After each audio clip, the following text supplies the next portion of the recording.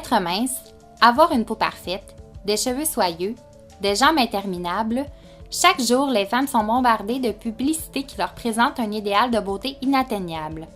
Les conséquences sont claires. La majorité des femmes affirment qu'elles ne se trouvent pas belles et plusieurs en viennent à développer des troubles alimentaires graves.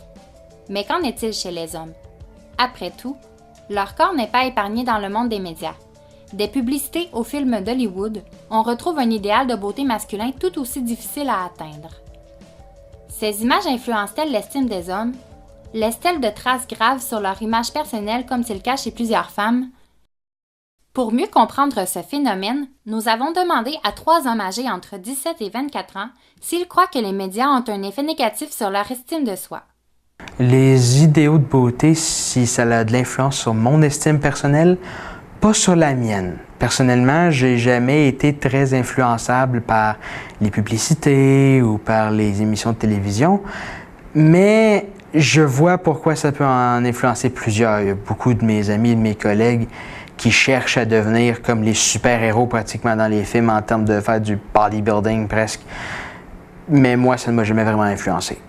Je ne crois pas que les médias ont un impact négatif au niveau de mon estime personnelle parce que je sais que je ne pourrai jamais ressembler à un homme qui exemple comme David Beckham, qui lui déjà est une icône masculine.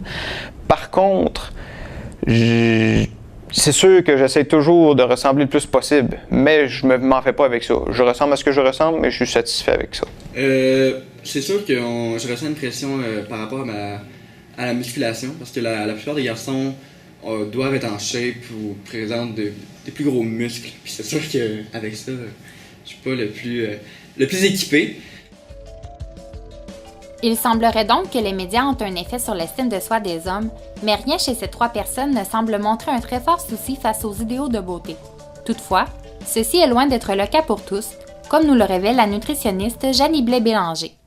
Donc l'insatisfaction par rapport à l'image corporelle est extrêmement présente de nos jours, pas uniquement chez les femmes comme on aurait tendance à le croire, mais également chez les hommes. Des études démontrent que 50 à 70% des hommes sont insatisfaits de leur apparence physique. L'influence des médias peut avoir plusieurs effets néfastes sur les hommes. Donc, c'est sûr qu'on peut voir apparaître une diminution de l'estime de soi. Donc, aussi plus grande tendance peut-être à développer des symptômes de dépression. Il peut avoir une image corporelle négative qui va se développer. Tout ça, c'est sûr que c'est un facteur de risque pour développer certains troubles comme les troubles de la santé mentale. On peut entre autres parler de dysmorphie musculaire, un synonyme de bigorexie.